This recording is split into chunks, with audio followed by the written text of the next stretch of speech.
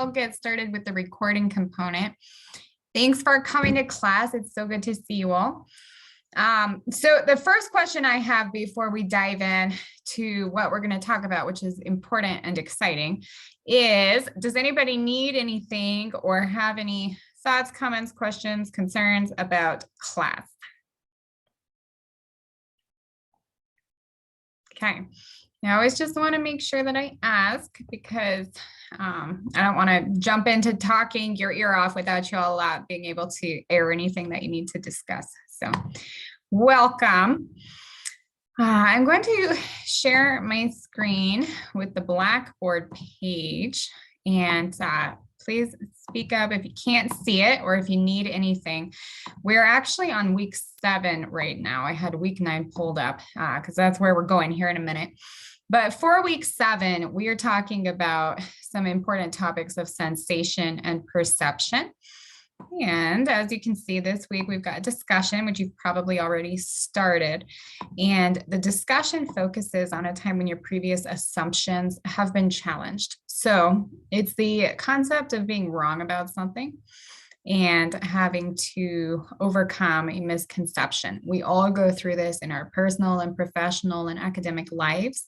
And this discussion is a chance for you to reflect on how humility comes into that, how mindset and psychology and your background might come into that, and how we can learn from these experiences and situations to become better and stronger and more effective in our lives. We all have perceptions and biases, and our worldviews are built based on our experiences. So we've had the opportunity to talk a great deal in class about our experiences as we reflect. Nice job, by the way, with the Harris and Bernstein papers, thinking about the influence of parents versus peers. That was a lot of fun. I enjoyed reading and reviewing them, and you should all see them with feedback and comments. So, you can pull some of those ideas in as you proceed. What has affected your perceptions and your main ideas about life and the world and what it is, and how does the biblical perspective and scripture tie into that? So what do you think about yourself and others in the world, and where do those thoughts and feelings come from? Because what we know is that perception for us is reality until we step back. A favorite quote of mine that is attributed to Aristotle, it's not quite clear who actually said it, but the mark of an educated mind is to be able to entertain an idea without accepting it. So perception is our reality. If we just believe our first thought all the time, then we won't have the opportunity to learn and to grow from other perspectives and other ideas. So for the discussion, with what you've shared already or anything that you plan on sharing in the discussion, is anyone able to give an example of a time when you've been wrong about something? And you can write it in the chat or share it out loud. I'll share one of mine. So I switched to a private Christian high school instead of a public one. And going into it, I kind of just expected that every kid there would be a Christian and all of them would be like super into sharing their faith and all that. And there are like the majority of kids are, but it's not quite as like talked about, I guess, or like it's talked about, but at least among students, it's not as widely shared and everything as I thought it would be. Absolutely. Jacob, that's a beautiful example. Thank you for sharing. And if you're willing to share to follow up, I got a question.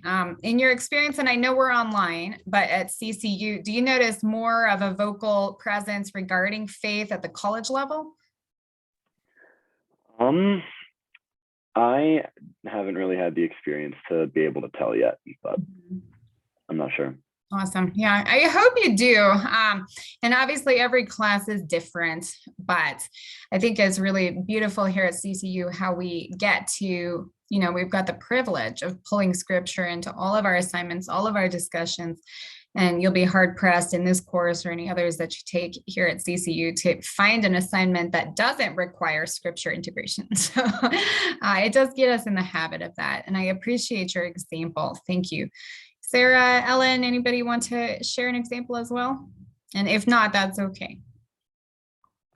Yeah, I mean, I don't really have I can't think of any specific examples, Mhm. but I am definitely wrong about a lot of things. Mhm.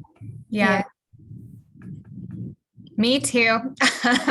And Sarah, hopefully our chat today, as well as the discussion with your colleagues, will help you to come up with some things, because sometimes it's hard to put a finger on it, but there are so many ways that this comes up for us every day. My example that I'll share here is I had a job where I really, really liked and enjoyed my supervisor, and I respected her so much. And she resigned and went on to a different role. And that was so sad for me. I got a new supervisor, and he did not communicate as effectively as she did. And I thought differently of him. I was disappointed and frustrated and said, oh, I miss that person, previous person. It took about a year, but I started to learn so much from this new supervisor. And even though his style was different, I now can say that I like and respect and enjoy working with him just as much as I did with the previous supervisor. But it really took time for me to think differently of him, because as you all might have experienced or understand, my first problem with him was that he wasn't her. So my judgment was, I just miss her. So anybody who fills her shoes, I'm already gonna have a critical mindset. And so God really showed me, withhold your judgment. Sometimes first impressions are correct, but oftentimes it takes building a body of evidence to really understand who somebody is and the unique strengths and gifts and talents and abilities that that person has in comparison to somebody else that might not be apparent to you right away. So I hope that example helps as well. I feel funny when I look back and think how negatively I felt about him, because lo and behold, I now would be quite sad if he left as well. So with that, we know that our perceptions are limited. That's part of humanity and the concept of bounded rationality. And we don't see the whole picture. And that's a fallen world, and sin nature can be to jump to a conclusion and judge or be negative about somebody else. But this is an opportunity for us to step back and really look at that. So thank you guys for sharing. I want to look at week 9 with you. So week 7 is our discussion. That's what we're doing right now. Week 8 is journal abstracts. That's really important. So we'll look at that too. But week 9 is where we are picking or proposing a topic for our final paper. So we'll just take a glance at that first, because it is really important. This will be 2 weeks from now. So there is a quiz for week 9, and you're familiar with those.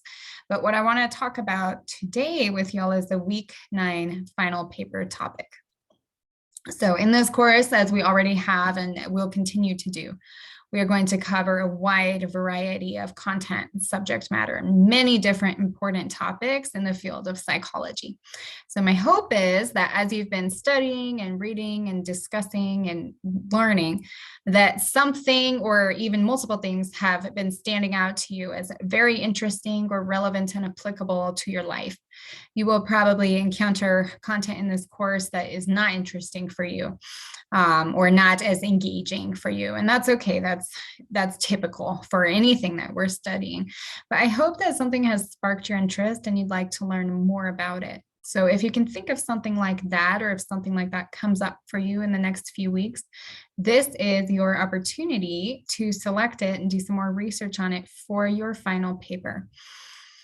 So the final paper is our culminating course experience, and we'll be working up to it for the next many weeks as we get there to week 15. So hi, Rain, I'm so glad you're here. Welcome, welcome. Rain, we're just talking about the final paper. So when we hit week 15, you'll see, and you can check it out right now, you have access to all the course information, the description for the final paper. And you'll notice, since we're going to be wrapping up week 7 here, we are just about halfway through the course, which is incredible. Time goes so quickly. You see a chat. Oh, Rain, don't be sorry. I'm just thrilled you're here. Thanks for coming. So how are you, by the way? I'm okay. Well, I'm so glad you're here. So Rain, chime in if you're not sure what's going on, because we were just talking about the final paper. So in week 9, what we were looking at is an opportunity for you to propose a topic for the final paper. And the final paper will be due at the end of week 15, which is the last week of our course. And we're about halfway through right now, just about. So this paper will be 5 to 6 pages long. So it is the longest thing that we'll be writing for the course. It is a research paper. We need at least 4 peer-reviewed scholarly sources, and that is using that CCU online library. So you'll want to get familiar with that as we research. The journal abstracts assignment will be a really good opportunity for you to do that too. So we'll hit on that here in a minute. And I'm thrilled that you all are here, because my hope is that breaking these assignments down will make them a lot easier when you come across them. Okay, so for the final paper, you can literally research anything that is within the realm of psychology. I will share, and I'll share it in writing with you later as an announcement, a list of topics that have been popular in the past. Lots of final papers focus. We want to make sure, just as with any research project, that it's not too broad or too narrow in focus. So lots of research papers for this week 15 submission in the past have focused on various disorders or diagnosis categories. So for instance, some people might write a paper about schizophrenia and really research that. And if you do work with a disorder, for your topic, you'll want to make sure to talk about symptoms and relevant statistics, outcomes, and the prognosis for a person impacted, and then obviously pulling in research throughout that, and then ultimately about treatment as well, because that's a very important part of a discussion about mental health condition. And obviously integrating the biblical perspective, that's going to be essential with scripture reference for anything that you research. So don't worry too much about the final paper at the moment, because it's not due till week 15. But what we need to know is what you want to be writing about by week 9. So 2 weeks from now, you'll see here under assignments, final paper topic. All you'll need to submit here for the topic is a rough thesis statement. So it's quick and easy. You don't need to pull together anything for this, but it's just to send me something, and then I'll write back to you with comments when I score it and say, yeah, that sounds perfect, that's spot on, or maybe let's narrow it a little bit, things like that. So people lots of times might like to write about sleep disorders. That can be pretty interesting too. Anxiety disorders. The person might, if you don't want to write about a disorder, you could write about positive psychology. You could select a particular theorist in the field and write about, for instance, human development and psychology through the lens of the work of Erik Erikson. That could be pretty cool, and you all are familiar with that and have been learning more about it. There are all sorts of things that we can research and look into. And so I'll let you kind of ponder that. But these are things that we'll be submitting for a proposal by week 9. So with that said, let's go back to week 8, which is next week, because we have an important thing coming up, which is called the journal abstract assignment. And my hint here to you is that if you have a topic in your mind for the final paper proposal, it might make week 8 easier for you. And week 8 might make your life easier when you're working on the final paper. So there is a way to kind of work smarter, not harder here. What that is these journal abstracts can be used to help you to prepare for your final paper if you have a topic in mind. So for this assignment, we are using the CCU online library. And again, remember, if you've not had the chance to view it, go to here in Blackboard under dashboard, go to announcements and scroll down until towards the beginning of the announcements, you find that picture of the books, and it's a guidance video for the CCU online library. So we need research studies, and that video will tell you exactly how to find them. So you need to click peer reviewed, you need to click full text, things like that. So when you're looking for a research study, you'll be selecting 3 from the CCU online library, and they need to have variables.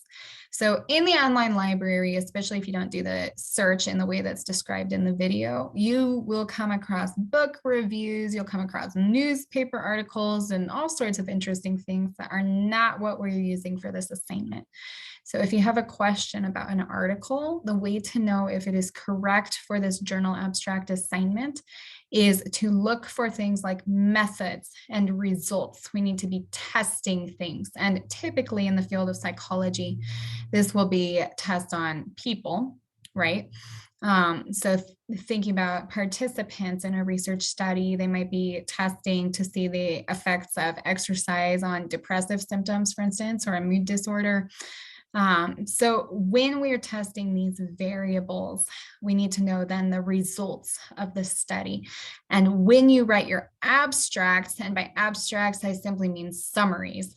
When you write these abstracts or summaries, you will want to hit on all those things. So the intro, you'll be writing the main idea, and each abstract or summary for these 3 articles, so there will be 3 separate summaries, should be between 150 and 250 words long. So to give you an idea, as you may have seen before, that usually ends up being half, 3/4, more than half, probably about 3/4 of a full page. And that's in APA format with double spacing. So the way that this is generally easiest for most people is to do 1 page for the first abstract and hit that 3/4 mark. You can use word count in Microsoft Word, or you can go to Google Word Counter, and then copy your abstract and paste it into that. And it's free and quick and easy. It'll tell you how many words you have. So we need to hit between 150 and 250 words for each of the separate summaries.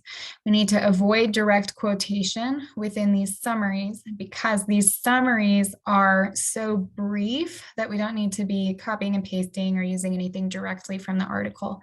Instead, we're sharing the content in our own words.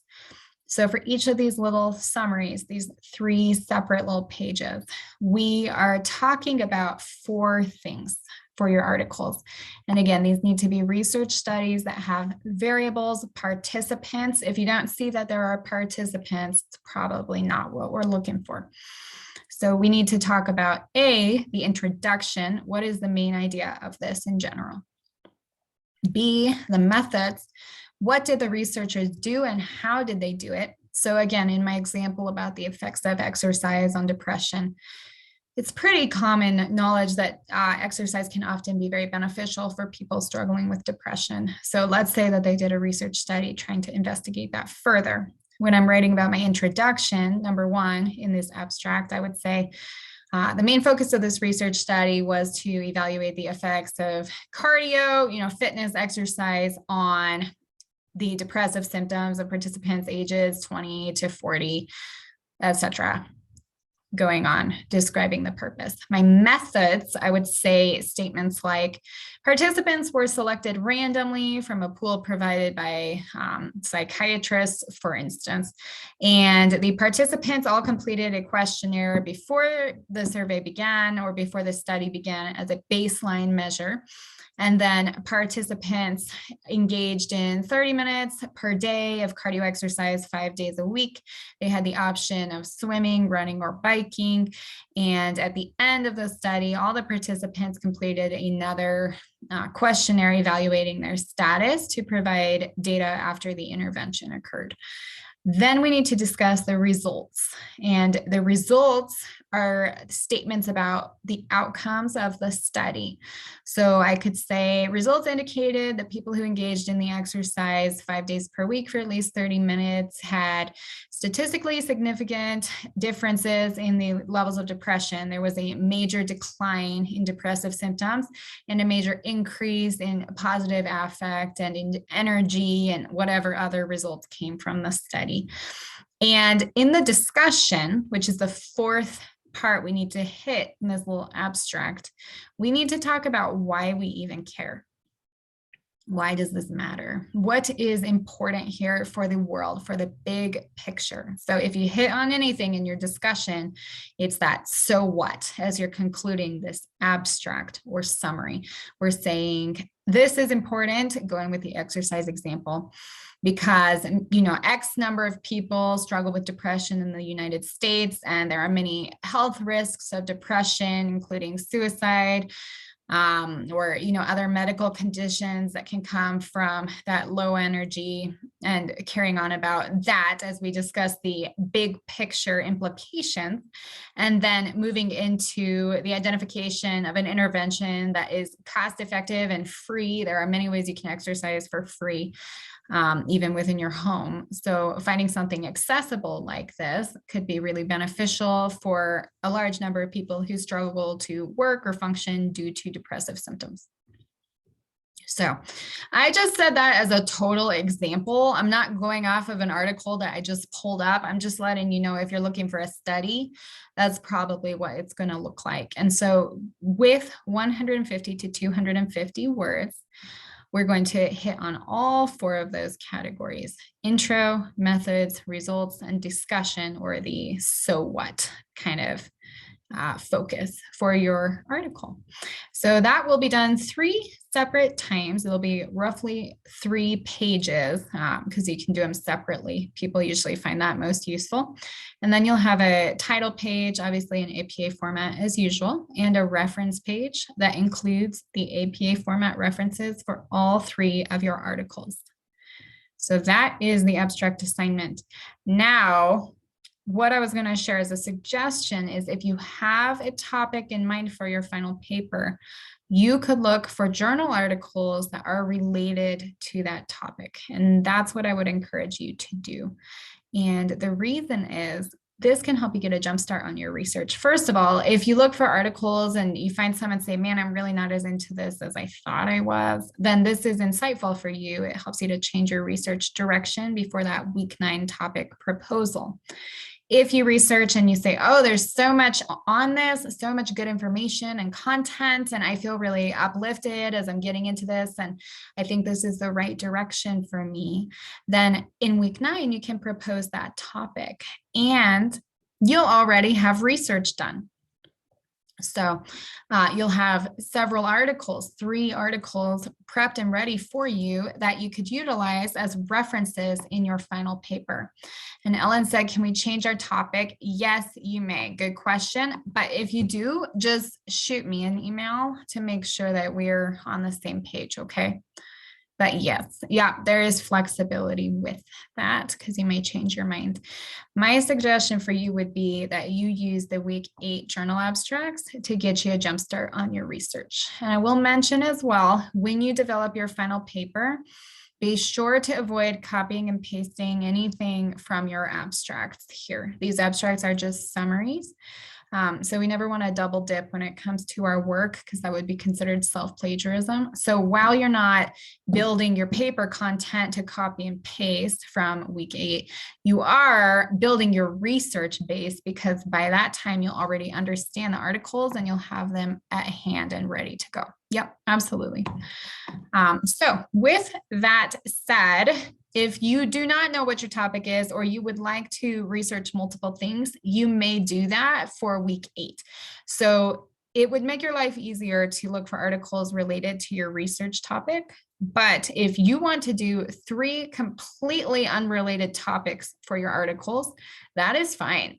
As long as you find academic journal articles that are peer-reviewed, these research studies with participants and outcomes and methods and discussion, as long as you have those studies, they could be about eating disorders and positive religion integration and psychology, and the positive outcomes of faith for people struggling with mental health. And that could be another one. And then the last one could be alcoholism and driving under the influence and the psychological implications of that.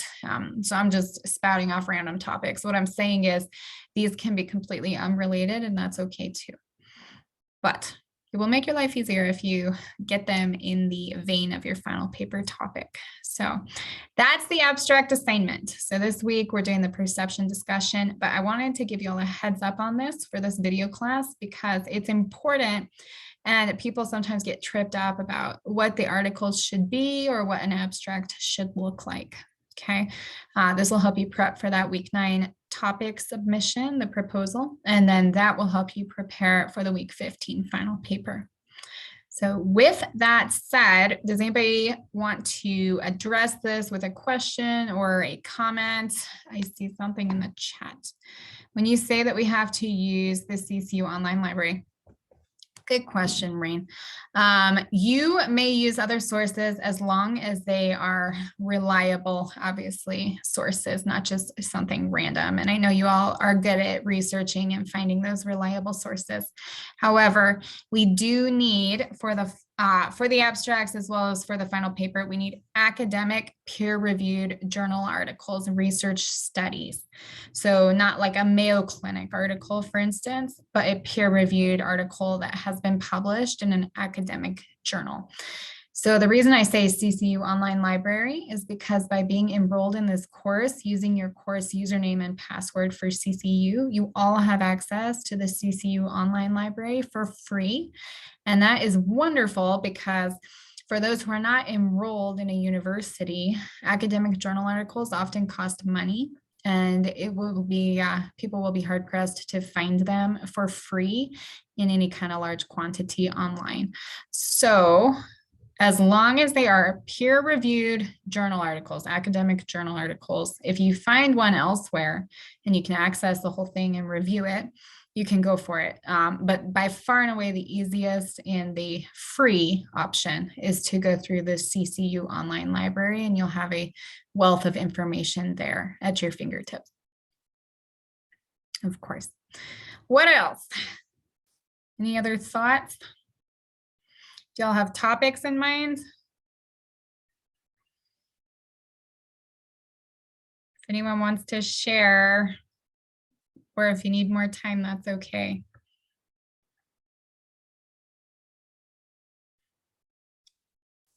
Keep thinking about it. We've done a lot of content already. Like I mentioned, we're about halfway through, so you may have a good idea. Rain, you said you're not sure. That's okay. And this is a good thing to pray about too. Just for some guidance, you know, what does the Lord want you to research right now? And what does he want you to learn more about in your life that can make you a more effective friend, a more effective student, and prepare you ultimately for your career and your calling? Okay, so it's kind of cool. Research is challenging, obviously, but if you pick a topic that you're really into, it's going to be fun. So my hope is that you're able to do that and really get into it. Okay. It's one of the beauties of higher education is we get so much flexibility for what we want to study. So cool. Well, I'll open it up one more time. Anything to add or ask? See a chat. Should we filter our research? Good question, Ellen. Yeah, so best practice in the field is within 10 years. That's generally suggested. However, if you find a really good, really relevant study and it's a little bit older than that, it's not going to sink your ship. But I'm glad you asked. Yeah, recommendation is within the past decade. Okay. I will say it can be really interesting to look at much older articles, for instance, research from the 90s or the 80s, because perspectives were so different on so many issues back then. You'll notice different language and terminology, and it's just kind of a little blast from the past to look at things that are a couple decades old. So it can give you some compare, contrast, and some new perspective. Yeah. All right. Well, you all have a wonderful evening. Thank you for being here. It means so much, and it's a joy to see you all. So I'll stop sharing the screen and yes, thanks, Rain. We'll end